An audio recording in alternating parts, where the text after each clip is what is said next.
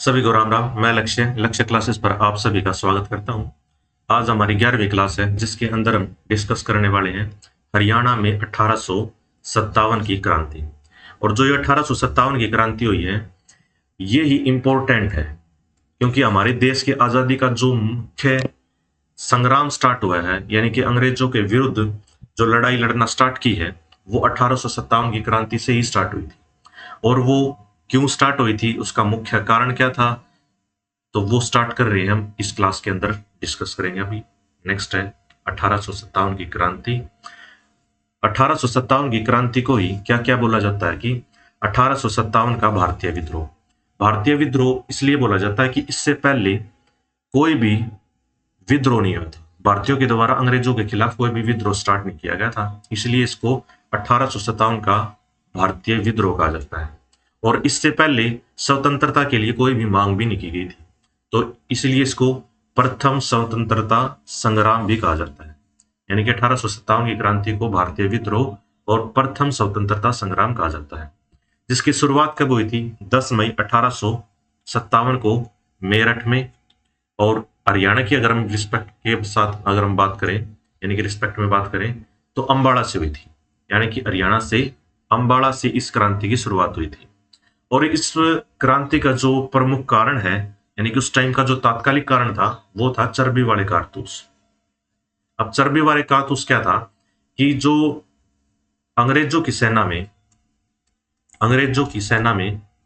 भारतीय भी शामिल थे, सेना में भारतीय भी शामिल थे। और उन भारतीयों को ये नहीं पता था कि जो बंदूक है उसमें जब कारतूस डलते हैं तो वो मुंह से काट कर डालने पड़ते थे, और वो कारतूस गाय की चर्बी और सूअर की चर्बी से मिलकर बने होते थे। लेकिन जब यह बात मंगल पांडे को पता चली तो उन्होंने साफ मना कर दिया था। यानी कि 29 मार्च 1857 को मंगल पांडे नामक एक सैनिक ने बैरकपुर में गाय की चर्बी वाले कारतूसों को मुंह से काटने से स्पष्ट मना कर दिया कि हम गाय की चर्बी को मुंह से नहीं काटेंगे, क्योंकि गाय को हम माता मानते हैं, इस तरीके से। और इसी तरीके से मतलब अगर उन्होंने विरोध किया था तो मंगल पांडे के खिलाफ कुछ कार्रवाई की गई थी, और उसी कार्रवाई के खिलाफ लेफ्टिनेंट बाग एवं मेजर हारसुन को गोली मारकर हत्या कर दी मंगल पांडे ने। अब अंग्रेजों के खिलाफ इतनी बड़ी उसने कार्रवाई कर दी तो सिंपल सी बात है, मंगल पांडे को भी वो सजा देंगे और मंगल पांडे को फिर फांसी दे दी जाती है अंग्रेजों के द्वारा। तो किसी भी संग्राम में शहीद होने वाले, यानी कि क्रांति में शहीद होने वाले जो सबसे पहले सैनिक थे वो कौन थे? मंगल पांडे ही सैनिक थे। तो नेक्स्ट है, इसके बारे में पढ़ेंगे कि 1857 की क्रांति के समय ये मंगल पांडे की फोटो लगा रखी है यहाँ पर, क्योंकि सबसे पहले इन्होंने ही शुरुआत की थी, तो इनका फोटो लगाना बहुत ही जरूरी था। 1857 की क्रांति से कुछ इंपॉर्टेंट क्वेश्चन है, जैसे कि भारत का गवर्नर जनरल कौन था उस टाइम पे? तो वो कैनिंग था। इंग्लैंड का प्रधानमंत्री कौन था? पॉम्स्टेन था। और 1857 की क्रांति के जो प्रतीक चिन्ह थे वो क्या क्या थे? कमल, चपाती यानी कि रोटी था। और 1857 की क्रांति में होने वाला जो पहला क्रांतिकारी था, जो शहीद होने वाला था, वो कौन था? मंगल पांडे ही था, इसलिए उनकी सबसे पहले यहाँ पर फोटो लगाई गई है। और जो शहीद हुए थे वो कब हुए थे? 8 अप्रैल 1857 को शहीद हुए थे। अब देखो उन्होंने विरोध कब किया था? 29 मार्च को, और 8 अप्रैल को उनको फांसी दी गई। अब जो 1857 में जो शहीद हुए हैं ये कौन सी रेजिमेंट के सैनिक थे? तो 34वीं रेजिमेंट के सैनिक थे मंगल पांडे। ठीक है। इसके बाद अगर मैं हरियाणा के रिस्पेक्ट में बात करूं तो हरियाणा में सबसे पहले जो 1857 की क्रांति में जो शहीद हुए थे वो थे अब्दुल रहमान खान, जो कि झज्जर के नवाब थे। और इन्हें 23 दिसंबर 1857 को चांदनी चौक के पास फांसी पर लटका दिया गया था। यानी कि हरियाणा से अगर क्वेश्चन पूछा जाए कि पहले शहीद कौन थे, तो वो थे अब्दुल रहमान खान। और अगर ऑल ओवर लिया बात करूं मैं 1857 की क्रांति की, तो सबसे पहले जो शहीद क्रांतिकारी थे वो थे मंगल पांडे। और इन्होंने ही अंग्रेजों के खिलाफ सबसे पहले विरोध जताया था कि हम गाय से बने हुए कारतूसों को मुंह से नहीं काटेंगे, क्योंकि हम फिर बंदूक चलाना छोड़ देंगे। तो मंगल पांडे 34वीं रेजिमेंट के सैनिक थे, जिनको 8 अप्रैल 1857 को फांसी पर लटका दिया जाता है। ये डेट आपको याद रखने की एग्जाम में पूछी जा सकती है कि मंगल पांडे को एग्जैक्ट डेट बताओ कि उनको फांसी कब हुई थी। तो 8 अप्रैल 1857 को उनको फांसी हुई थी। स्थान कहां पर था? बैरकपुर छावनी, यानी कि पश्चिम बंगाल के अंदर इनको फांसी पर लटकाया गया था, बैरकपुर छावनी के अंदर। तो नेक्स्ट है, हरियाणा में सबसे अंत में फांसी किसको दी गई थी? तो वो थे बल्लभगढ़ के राजा नाहर सिंह, उनको सबसे लास्ट में फांसी दी गई थी। और ये ऐसे व्यक्ति हैं जिनको उन्हीं के जन्मदिन पर फांसी दी गई थी, यानी कि 9 जनवरी 1858 को इनको फांसी पर लटका दिया गया, यानी कि उसी दिन इनका जन्मदिन भी था और इसी दिन इनकी शहादत भी हो जाती है, यानी कि चांदनी चौक पर इनको फांसी दी गई थी। 1857 की क्रांति की जो सूचना, जो गद्दार था, वो कौन था जिसने सारी खबर, यानी कि अंबाड़ा छावनी की जितनी भी योजनाएं थी या जो खबर पहुंचाया करता अंग्रेजों तक, वो कौन था? श्याम सिंह था। यानी कि ये बोल सकते हैं कि एक गद्दार के रूप में अपनी पहचान बढ़ा के चला गया, जिससे हमारी 1857 की क्रांति है वो निसफल हो गई थी। रियासतें, अंग्रेजों का साथ देने वाली कुछ रियासत भी हैं जिन्होंने अंग्रेजों का साथ दिया। और अगर हम बात करें कि 1857 की जो क्रांति है उसका असफल होने का जो मुख्य कारण है वो क्या है, अब आप पढ़ते चलोगे कि जैसे कि ये व्यक्ति है श्याम सिंह, एक गद्दार व्यक्ति निकला। इसके साथ साथ ये रियासतें भी हैं जिन्होंने अंग्रेजों का साथ दिया, यानी कि अंग्रेजों के खिलाफ अगर भारतीय एकजुट होकर लड़ते तो हम 1857 के अंदर ही आजाद हो सकते थे। लेकिन कुछ रियासतों ने अपने फायदों के लिए या कुछ व्यक्तियों ने अपने पर्सनल पैसा कमाने के लिए, कुछ सिक्कों के लिए उन्होंने अपने देश के साथ ही, अपने लोगों के साथ ही गद्दारी कर ली। तो उनमें से कुछ रियासतें हैं जिन्होंने अंग्रेजों के खिलाफ, अंग्रेजों का साथ दिया था, यानी कि भारतीयों के खिलाफ लड़े हुए। अंग्रेजों का सर्वाधिक सहयोग करने वाली जो रियासत है वो है जींद रियासत, यानी कि सबसे ज्यादा सहयोग अगर कोई रियासत किया करती अंग्रेजों का तो वो जींद रियासत थे, जिसके राजा थे स्वरूप सिंह। अब राजा तो कह नहीं सकते इसको, अगर मतलब जो अपने ही लोगों के खिलाफ अगर चलना स्टार्ट कर दे तो फिर वो राजा कहाँ का होया? राजा तो कहलाता है वो जींद का, यानी जींद रियासत का, लेकिन अपने ही लोगों के खिलाफ अंग्रेजों का साथ दे रहा है। तो इसमें कुछ रियासतें और भी हैं, जैसे कि दक्षिणी हरियाणा में अगर ये पूछा जाए कि अंग्रेजों का साथ किसने दिया था तो वो जयपुर रियासत है। पश्चिम हरियाणा में अंग्रेजों का साथ दिया था बीकानेर रियासत ने। इससे कुछ अन्य रियासतें भी हैं जैसे कि तावड़ू, पटौदी, दुजाना, लोहारू, छछरौली और पुंजपुरा। ये सारी वो रियासतें हैं जिन्होंने अंग्रेजों का साथ दिया। अब ये एक दो रियासत तो है नहीं, बहुत ही ज्यादा संख्या में अगर हम बात करें, क्यों रियासत भी बहुत बड़ी होती है और उनमें इतनी बड़ी बड़ी रियासतें अंग्रेजों का साथ देंगी तो सिंपल सी बात है हमारी 1857 की जो क्रांति है वो असफल तो होगी ही होगी। उसके बाद नेक्स्ट है कुछ चीजें कि 1857 क्रांति के समय हरियाणा में कुल रियासतें कितनी थी। हरियाणा, ओनली मैं हरियाणा की बात करूं तो हरियाणा में सिर्फ 10 रियासतें थी, जिसमें से ऊपरी क्षेत्र यानी कि जो उत्तर वाला क्षेत्र है, यहाँ से स्टार्ट करते हैं हम, जींद से ऊपर की बात करें हम, जैसे कि जींद रियासत को भी ऊपरी क्षेत्र की रियासतें माना जाता है, जैसे कि जींद, कलसिया और बुडिया, यानी कि दोनों ये यमुनानगर के अंदर है। निचली क्षेत्र की रियासतें यानी कि दक्षिण वाले जो भाग में रियासतें होंगी उनको हम यानी कि दक्षिण भाग में जो रियासतें हैं उनको निचली क्षेत्र की रियासतें कहेंगे, जैसे कि झज्जर है, बहादुरगढ़ है, फरुखनगर है, बल्लभगढ़ है, पटौदी, दुजाना और लोहारू, यानी कि टोटल ये हरियाणा की 10 रियासतें थी। अब जो इससे अलग रियासतों की मैं बात करूंगा वो हरियाणा से बाहर की रियासतें, जैसे कि जींद रियासत के साथ जो सबसे अच्छे संबंध रहे हैं वो पटियाला रियासत के रहे हैं, और जींद रियासत के जो बिल्कुल भी संबंध नहीं रहे, अच्छे संबंध नहीं रहे, वो थी नाभा रियासत। तो मैं इस रियासत को अच्छा मानूंगा क्योंकि नाभा रियासत ने अच्छा काम किया, क्योंकि जींद रियासत के साथ संबंध नहीं रखे, क्योंकि जींद रियासत ऑलरेडी अंग्रेजों का साथ दे रही थी। जो अंग्रेजों का साथ देगी तो उससे क्या संबंध रखना और उससे क्या लिंक रखना होता, तो इसलिए नाभा रियासत दी बेस्ट रियासत है जिसने जींद रियासत के साथ कुछ भी संबंध नहीं रखे, लेकिन सबसे अच्छे संबंध उसके पटियाला रियासत के थे। अगर हम बात करें रियासतों के अंदर तो जो सबसे छोटी रियासत है वो है बहादुरगढ़ रियासत, यानी कि 1857 की क्रांति के अगर हिसाब से देखें तो सबसे छोटी रियासत थी वो बहादुरगढ़ रियासत थी। लेकिन 1857 से अलग अगर मैं बात करूं तो सबसे वैसे छोटी रियासत है वो दुजाना रियासत है। अगर आपको क्वेश्चन ये करेक्ट करना है तो अगर आपको 1857 की 57 में छोटी रियासत पूछे तो आपको बहादुरगढ़ लगाना है। लेकिन अगर उसमें वर्ड 1857 न दे रखा हो और पूछ लिया जाए कि सबसे छोटी रियासत कौन सी है तो आपको आंसर लगाना होगा दुजाना रियासत। ठीक है, इतना समझ में आ गया होगा। नेक्स्ट चलते हैं हम। लेकिन हरियाणा में देखो, रियासतों ने भी कुछ साथ दिया है, लेकिन हरियाणा में जो क्रांतिकारी हुए हैं, जगह जगह पर विद्रोह हुए हैं, तो उन विद्रोह का नेतृत्व करने वाले नेता कौन है, यानी कि उनके प्रमुख नेतृत्व कौन है? तो झज्जर है। झज्जर का नेतृत्व किसने किया था? अब्दुल रहमान खान ने किया था।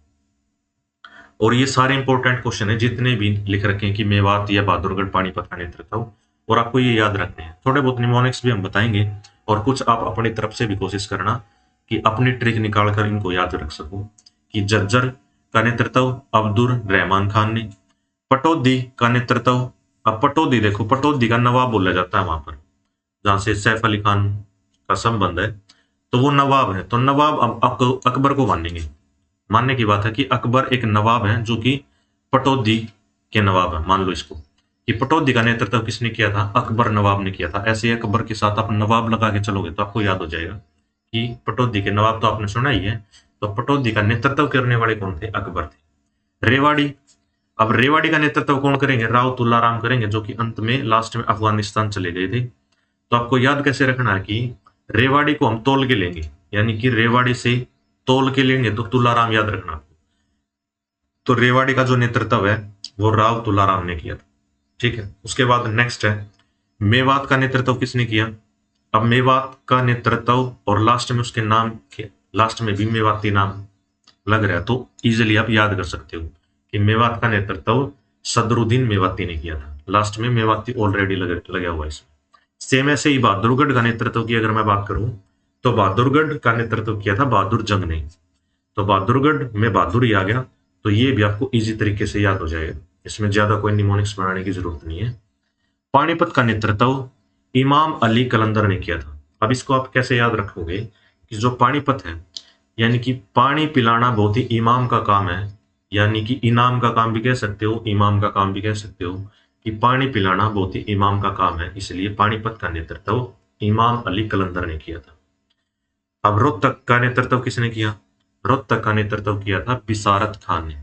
अब बिसारत खान को जो मैंने सोचा है, यानी कि रोहतक के अंदर 20 खाने की चीजें मिलती हैं, 20 खाने की चीजें मिलती हैं, यानी कि यहां से स्टार्टर हो जाएगा 20 और खान से खाने की चीजें, यानी कि रोहतक का नेतृत्व बिसारत खान ने किया था, यानी कि 20 खाने की चीजें मिलती है रोहतक के अंदर। तो आप इसको ऐसे याद रख सकते हो। नेक्स्ट है जैसे कि इसार, इसार का सार, यानी कि सारा कुछ किसका है? एक मोहम्मद का है, यानी कि मुसलमानों में भगवान को मोहम्मद बोल सकते हैं, यानी कि उनको कुछ ऐसे बोलते हैं कि सारा कुछ किसका है? मोहम्मद का है। तो इसार का नेतृत्व करने वाले कौन है? मोहम्मद आजम है। हासी, हासी भी इसार के अंदर ही आता है।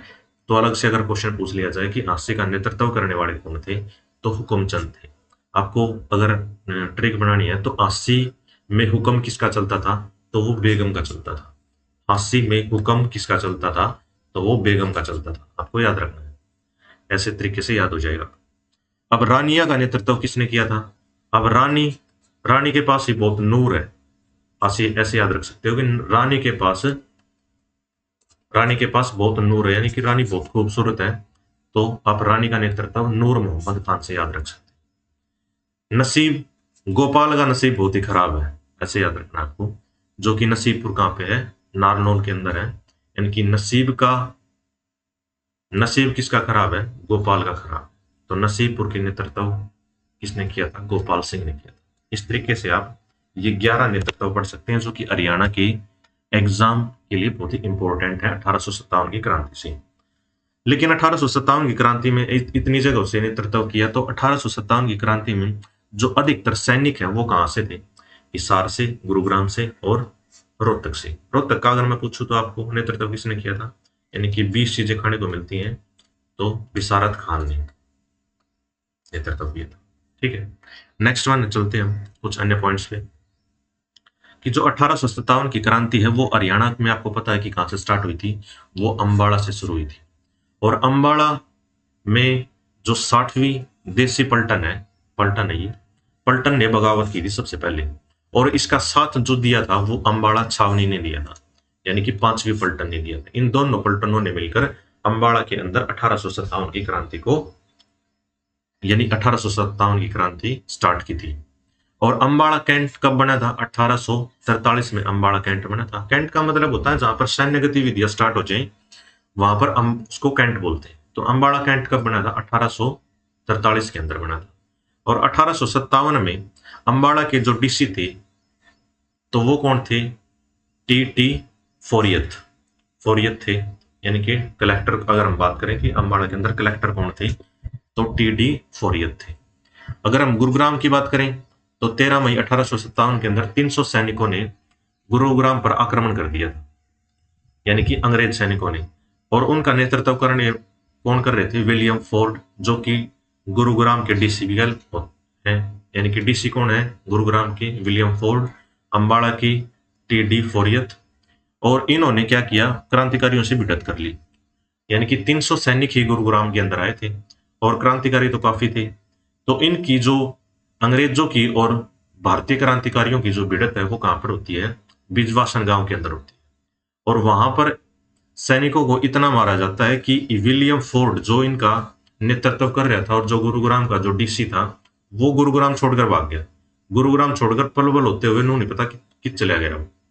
तो कहने का मतलब है गुरुग्राम के अंदर जो 300 सैनिकों ने गुरुग्राम पर आक्रमण किया था और उनके खिलाफ जो भारतीय सैनिक लड़े थे वो कहां पर लड़े थे? बिजवासन गांव के अंदर लड़े थे। और वहां का जो डीसी था वो भाग गया था गुरुग्राम से। ठीक है, याद रखना। रोहतक के अंदर 1857 की जो क्रांति है वो किसने स्टार्ट की थी? यानी कि मुसलमान रांगड़ों ने की थी, और जिनका नेतृत्व करने थे बिसारत खान। ये इंपॉर्टेंट थे 2-3, जैसे कि गुरुग्राम, अंबाला और रोहतक, इन्हीं के बारे में डिटेल से पढ़ना था थोड़ा बस। और जो रोहतक के तहसीलदार हैं अब वही बख्तावर सिंह है, और डीसी थे विलियम लोच। मतलब इनसे जो जो क्वेश्चन बनता है, तहसीलदार भी पूछा गया, डीसी भी। और थानेसर भी याद रख लेना, भूरे खान कौन थे? थानेदार थे रोहतक के। और तहसीलदार कौन थे? बख्तावर सिंह। और डीसी थे विलियम लोच। आपको खासकर इन तीनों डिस्ट्रिक्टों के डीसी याद रखने। अब देखो 1857 की क्रांति से पहले हरियाणा किसका हिस्सा था? उत्तर प्रदेश का हिस्सा था। और मैंने बताया था कि जींद रियासत के जो संबंध थे वो किससे थे? पटियाला रियासत थे। और पटियाला कहां पर है? पंजाब के अंदर है। तो जब जींद रियासत किसका साथ दे रही है? पटियाला, यानी कि पटियाला रियासत भी अंग्रेजों के साथ थी। तो उत्तर प्रदेश के अंदर तो मेरठ में विद्रोह हुआ ही था।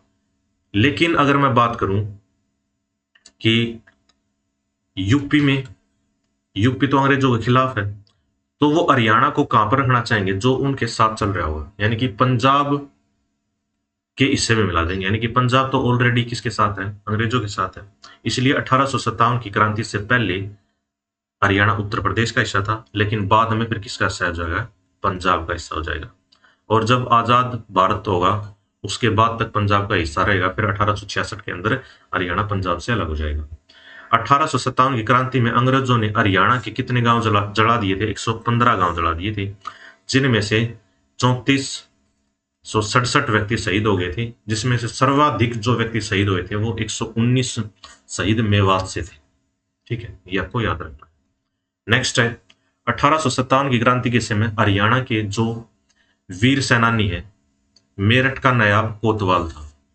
यानी कि हरियाणा से जो वीर सेनानी था मेरठ के अंदर, वो नायाब कोतवाल था। वो कौन था नायाब कोतवाल? राव कृष्ण गोपाल थे, मेरठ के अंदर जो हरियाणा के नायाब कोतवाल थे। 1857 की क्रांति के दौरान अंग्रेज सेनापति अडसन किस किले को देखकर चकित हो गए थे? ये वन लाइनर क्वेश्चन है। तो वो महेंद्रगढ़ का किला था, उसको जो ये अंग्रेज अडसन है देखकर चकित हो गया था, कितना बड़ा किला है, कैसे कुछ क्या है। तो 1857 की शहीदों के सम्मान में 22 एकड़ में शहीदी स्मारक बनाया गया है। कहाँ? अंबाला के अंदर। अंबाला के अंदर शहीदी स्मारक बनाया गया है 22 एकड़ के अंदर। तो ये क्वेश्चन थे 1857 की क्रांति से हरियाणा के रिस्पेक्ट में। तो अगर आपको ये चीज अच्छी लगी हो तो चैनल को सब्सक्राइब करना और वीडियो को लाइक करना। तो बाकी सभी को थैंक यू, मिलते हैं नेक्स्ट क्लास के अंदर।